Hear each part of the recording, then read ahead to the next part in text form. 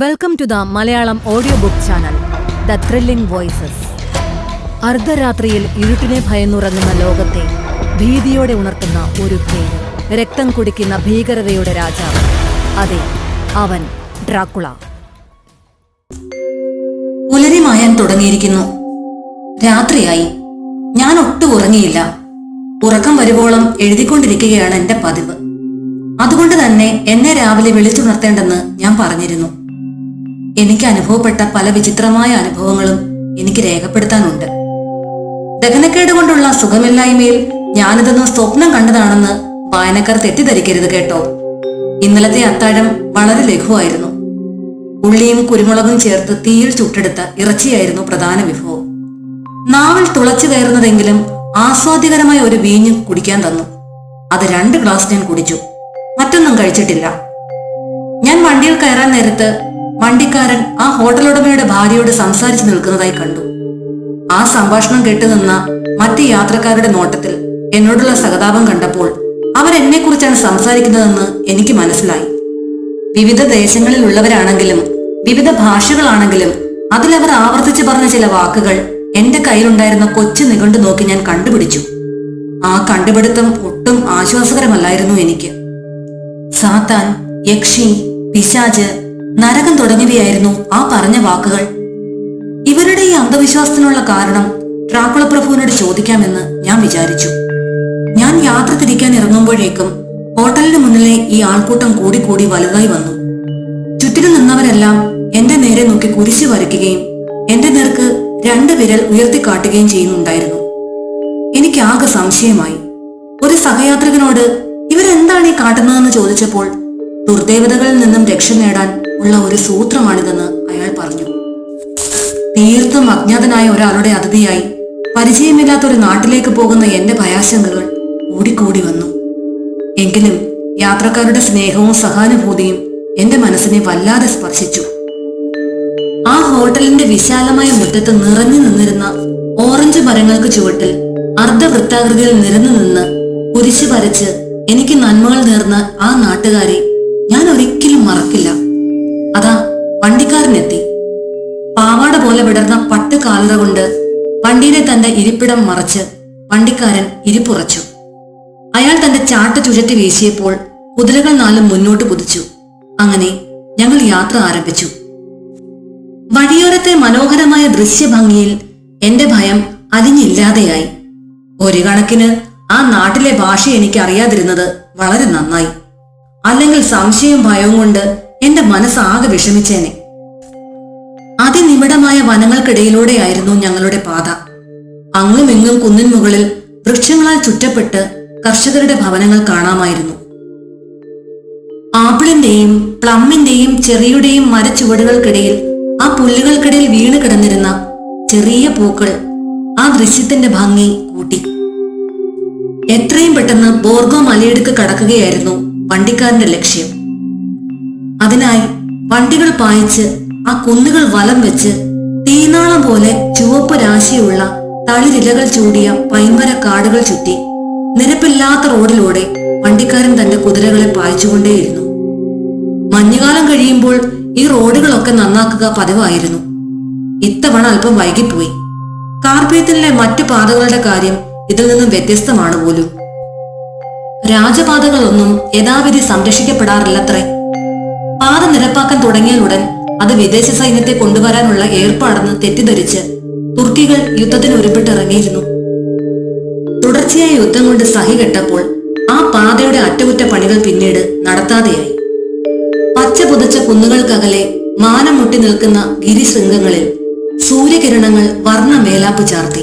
ഹാ, എന്തൊരു ഭംഗി! മലഞ്ചെരിവിൽ നിഴൽപ്പാടുകൾ ഉള്ളിടത്ത് കടും നീല പാറക്കെട്ടുകൾക്കിടയിലെ പുൽപ്പരപ്പിൽ തവിട്ടും പച്ചയും മഞ്ഞു കൂടിയ കൊടുമുടിയിൽ സ്വർണവർണം. എന്തു മനോഹരം! എന്നിങ്ങനെ നോക്കുന്നിടത്തെല്ലാം നിറങ്ങളുടെ ഉത്സവം തന്നെ. അങ്ങ് പാറകളുടെ വിള്ളലുകളിൽ നിന്നും വെള്ളി ഉരുക്കി ഒഴിച്ചതുപോലെ തിളങ്ങുന്ന നേർത്ത ജലപാതകൾ നമ്മൾക്ക് കാണാം. ഒരു കുന്നിന്റെ അടിവാരത്തെത്തിയപ്പോൾ അകലെ തെളിഞ്ഞ മഞ്ഞണിഞ്ഞ മലമുകളിലേക്ക് ചൂണ്ടി എന്റെ അടുത്തിരുന്ന ഒരാൾ പറഞ്ഞു, അത് കണ്ടോ? അതിനപ്പുറമാണ് ദേവന്മാരുടെ നാട്. അയാൾ ഭക്തിപൂർവ്വം കുരിശു വരച്ചു. അവസാന അവസാനമില്ലാത്ത വഴിയിലൂടെ വണ്ടി പാഞ്ഞുകൊണ്ടേയിരുന്നു. ഞങ്ങളുടെ നിഴലുകൾക്ക് നീളമേറി വന്നു. പിന്നിൽ സൂര്യൻ മറയാൻ തുടങ്ങി. പർവ്വതശിരസിലെ മഞ്ഞൻ കിരീടത്തിനിപ്പോൾ വയലറ്റ് നിറമായി. ആകർഷകമായ വേഷമണിഞ്ഞ സ്ലോവാക്കുകളും ചെക്കുകളുമായ കർഷകരെ ഞങ്ങൾ അവിടെ കണ്ടു. അവരിലേറെ പേർക്കും തൊണ്ടമൊഴിയുടെ ലക്ഷണമുള്ളതായി കണ്ടിരുന്നു. വഴിയോരത്ത് ധാരാളം കുരിശുകൾ നാട്ടിയിട്ടുണ്ട്. എന്റെ കൂട്ടുകാരെല്ലാവരും ഇടയ്ക്കിടെ കുരിശു വരയ്ക്കുന്നുണ്ടായിരുന്നു. അങ്ങിങ്ങ് ചെറിയ പ്രാർത്ഥനാലയങ്ങൾക്ക് മുൻപിൽ മുട്ടുകുത്തിയിരുന്ന ഗ്രാമീണർ ഞങ്ങളുടെ നേർക്കൊന്ന് നോക്കിയത് പോലുമില്ല. ബാഹ്യലോകത്തെ തീർത്തും വിസ്മരിച്ച് അവർ ആ ഭക്തിയിൽ ലയിച്ചിരിക്കുന്നതാണ് ഞങ്ങൾ കണ്ടത്. അന്നോളം ഞാൻ കണ്ടിട്ടില്ലാത്ത അനേക വൃക്ഷലതാദികൾ ആ റോഡിന് ഇരുവശത്തും തിങ്ങി വളർന്നിരുന്നു. സാധാരണ കർഷകന്റെ വാഹനമായ കാളവണ്ടികൾ കടകടാ ശബ്ദത്തോടെ ആടിയാടി ഞങ്ങൾക്കെതിരെ വരുന്നുണ്ടായിരുന്നു. പാടത്ത് പണി കഴിഞ്ഞ് മടങ്ങുന്നവരാണ് അതിലെ യാത്രക്കാർ. ചെക്കുകാർ വെളുത്തതും സ്ലോവാക്കുകൾ വർണ്ണശബളമായ രോമക്കുപ്പായുമായിരുന്നു ധരിച്ചിരുന്നത്. കുന്തം പോലെ നീണ്ട കൈപ്പിടിയുടെ അറ്റത്തുറപ്പിച്ച ഒരിനം കോടാലികൾ ഈ സ്ലോവാക്കുകളുടെ ചുമലുകളിൽ ഉണ്ടായിരുന്നു. സായന്തനമായതോടെ തണുപ്പിന് അതിയായ ശക്തിയേറി. അന്തി വെളിച്ചം മാഞ്ഞു. താഴ്വാരത്തെ വൻമരങ്ങളെ ആകെ ഇരുൾ പൊതിഞ്ഞു. ചാരനിറത്തിലുള്ള പുകമഞ്ഞിനിടയിൽ ദുർഭൂതങ്ങളെ പോലെ പൈൻമരങ്ങൾ പതുങ്ങി നിന്നു. അസ്തമയ സൂര്യന്റെ അരുണാഭയിൽ മേഘമാലകൾ ഭീകര രൂപികളായി എനിക്ക് തോന്നി. വണ്ടിക്കാരൻ ധൃതി പിടിച്ചിട്ടും കുത്തനെയുള്ള കയറ്റം കയറാൻ കുതിരകൾ നന്നേ ബുദ്ധിമുട്ടി. നാട്ടിലെ പതിവനുസരിച്ച് വണ്ടിയിൽ നിന്ന് ഇറങ്ങി നടക്കാൻ ഞങ്ങൾ തയ്യാറായി. ഓ, അത് വേണ്ട വേണ്ട, വണ്ടിക്കാരൻ പറഞ്ഞു. താടി ഇറങ്ങരുത്, നായ്ക്കൾ നിങ്ങളെ കടിച്ചു കീറും. എന്നിട്ട് മറ്റു യാത്രക്കാരെ നോക്കി പുഞ്ചിരിയോടെ മൊഴിഞ്ഞു. നേരം പുലരും മുമ്പ് ഇനി എന്തെല്ലാം കാണാനിരിക്കുന്നു. അപ്പോഴതാ മുന്നിൽ ഇരുട്ടിന്റെ തിരശ്ശീലയ്ക്കപ്പുറം ചാരനിറത്തിൽ മങ്ങിയ ഒരു വെളിച്ചം. കുന്നുകൾക്കിടയിലൂടെ ഒരു വിടവാണത്. യാത്രക്കാർക്ക് എന്തെന്നില്ലാത്ത ഒരു ആശ്വാസം. കാറ്റുപിടിച്ച തോണി കണക്കെ ചാഞ്ഞും ചരിഞ്ഞും വണ്ടി മുന്നോട്ട് പോവുകയാണ്. വീഴാതിരിക്കാൻ ഞാൻ നന്നേ പണിപ്പെട്ടു. ക്രമേണ പാത നിരപ്പുള്ളതായി തോന്നി. വണ്ടിക്ക് അതാ വേഗതയേറി. മലനിരകൾ ഞങ്ങളെ തൊട്ടുരുമിക്കൊണ്ട് ഇരുവശവും ഗാംഭീര്യത്തോടെ നിലകൊണ്ടു. ഞങ്ങളിപ്പോൾ ബോർഗോ മലയിടുക്കിലേക്ക് പ്രവേശിക്കുകയാണ്. അനേകം യാത്രക്കാർ എനിക്ക് ഉപഹാരങ്ങൾ നൽകി. സ്നേഹപൂർവമായ നിർബന്ധത്തിന് വഴങ്ങി വിചിത്രമായ ആ വസ്തുക്കളെല്ലാം തന്നെ ഞാൻ സ്വീകരിച്ചു. അനുഗ്രഹങ്ങളും ആശംസകളും അവർ എന്റെ മേൽ കോരിച്ചൊരിഞ്ഞു. ആസന്നമായ ഏതോ ആപത്തിനെ ഒഴിവാക്കാനുള്ള സൂത്രപ്പണികളായ കുരിശു വരയ്ക്കലും രണ്ട് വിരലുയർത്തി മുദ്ര കാണിക്കലും ഒക്കെ നടത്തി. വണ്ടിക്കാരൻ മുന്നോട്ടാഞ്ഞിരുന്ന് കുതിരകളെ ആട്ടിപ്പായിച്ചു. യാത്രക്കാർ ഇരുവശങ്ങളിലെയും ഇരുട്ടിലേക്ക് ആകാംക്ഷപൂർവ്വം എത്തി നോക്കി. അവിടെ അത്ഭുതകരമായ എന്തോ സംഭവിച്ചുകൊണ്ടിരിക്കുന്നു, അഥവാ സംഭവിക്കാൻ പോകുന്നു. എന്താണെന്ന് ഓരോ യാത്രക്കാരനോട് ഞാൻ ചോദിച്ചെങ്കിലും ആരും മറുപടി പറഞ്ഞില്ല. ഉത്കണ്ഠാകുലമായ 1-2 നാഴിക കഴിഞ്ഞപ്പോൾ മലമ്പാത കടന്ന് കിഴക്ക് വശത്തെ വിശാലമായ ഭൂവിഭാഗത്തിലോട്ട് പ്രവേശിച്ചു. മുകളിൽ കറുത്തിരണ്ട ആകാശം, അന്തരീക്ഷത്തിൽ മഴമേഘങ്ങളുടെ ഗർജനം. മലനിരകളാണ് ഈ പ്രകൃതിയുടെ ഈ മാറ്റത്തിന് കാരണമെന്ന് തോന്നുന്നു. എനിക്ക് പ്രഭുവിന്റെ മാളികയിലേക്ക് യാത്ര ചെയ്യാനുള്ള വണ്ടി ഏത് നിമിഷവും എത്തിച്ചേരാനിടയുണ്ട്. അകലെയെങ്ങാനും വെളിച്ചമുണ്ടോ എന്ന് ഞങ്ങൾ നോക്കി. ഇല്ല, എങ്ങും കൂരിരുട്ട് തന്നെ. ആകെയുള്ളത് ഞങ്ങളുടെ വണ്ടിയിൽ തൂക്കിയിട്ട വിളക്കിന്റെ പ്രകാശം മാത്രം. അതിന്റെ വെളിച്ചത്തിൽ ക്ഷീണിച്ചു വലഞ്ഞ കുതിരയുടെ ശരീരം വെൺമേഘം കണക്കെ ഉയർന്നു കണ്ടു.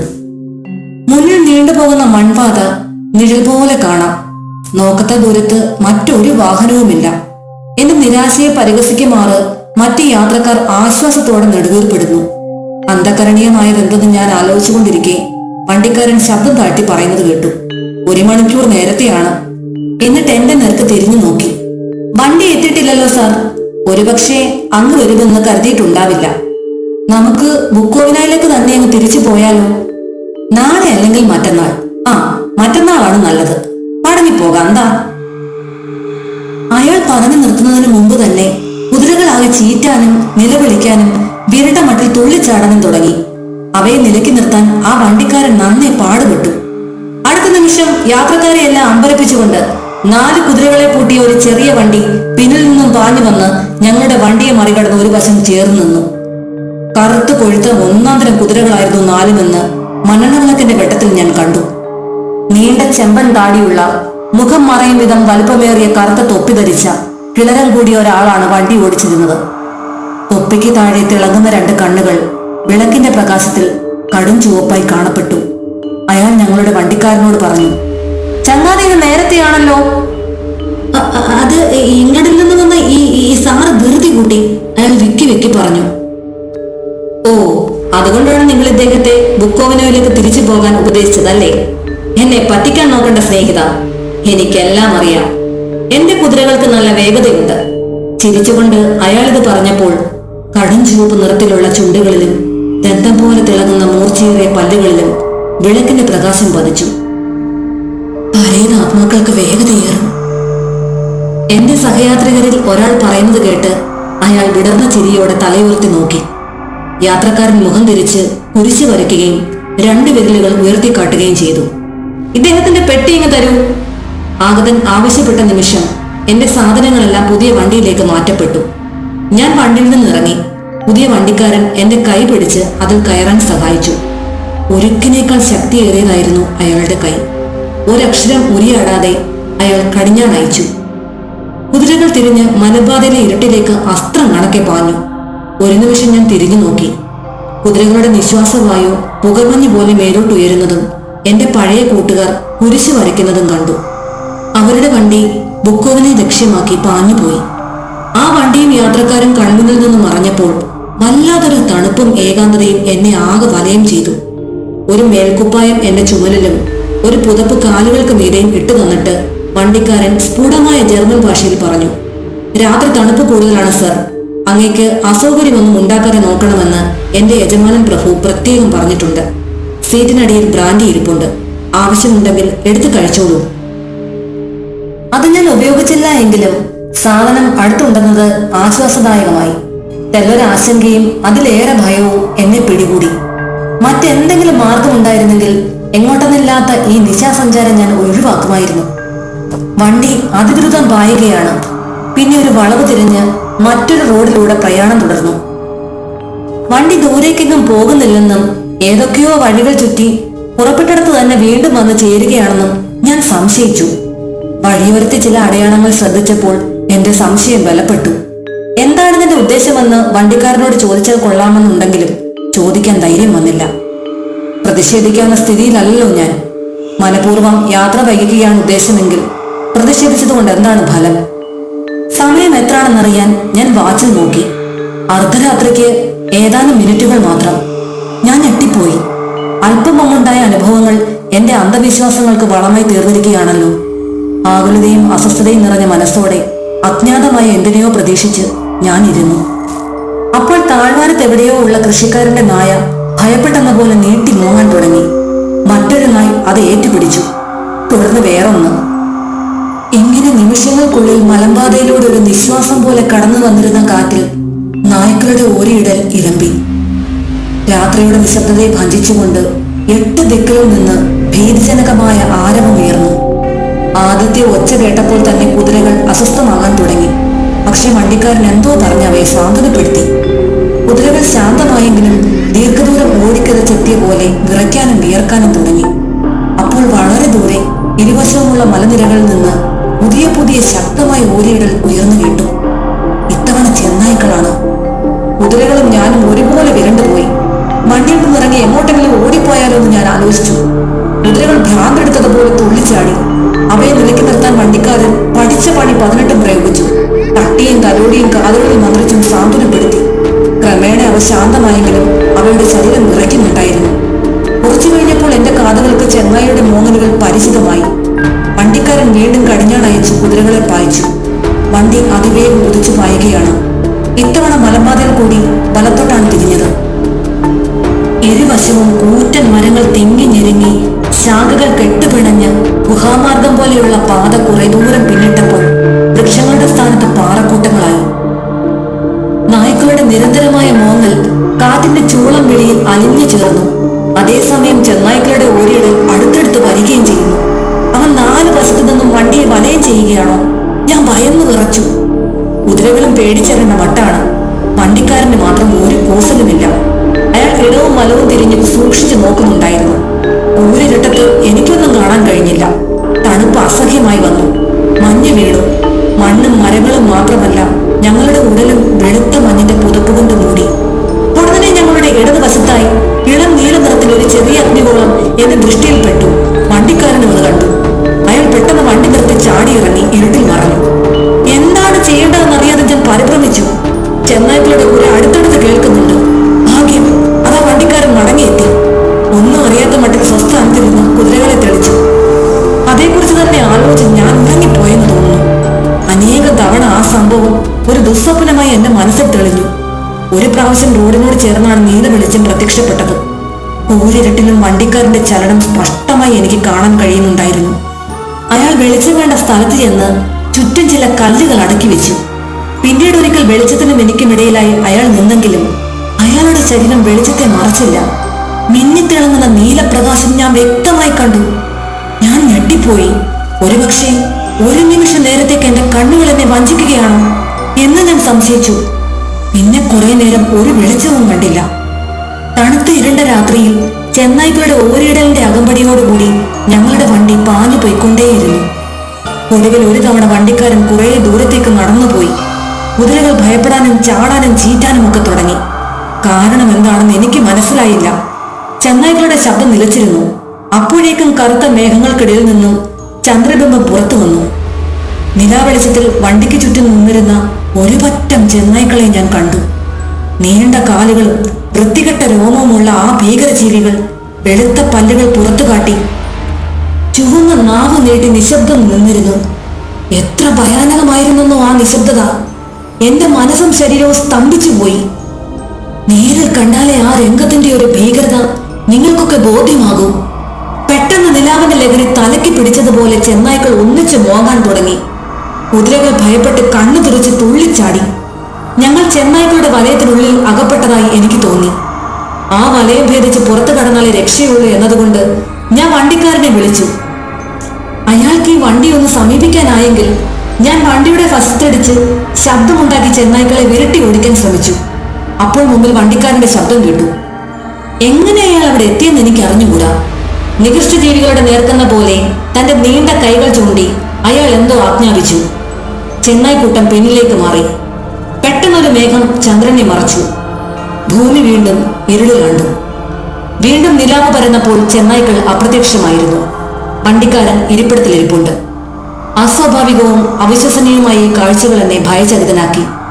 സംസാരിക്കാനോ അനങ്ങാൻ പോലുമോ ആകാതെ ഞാനിരുന്നു.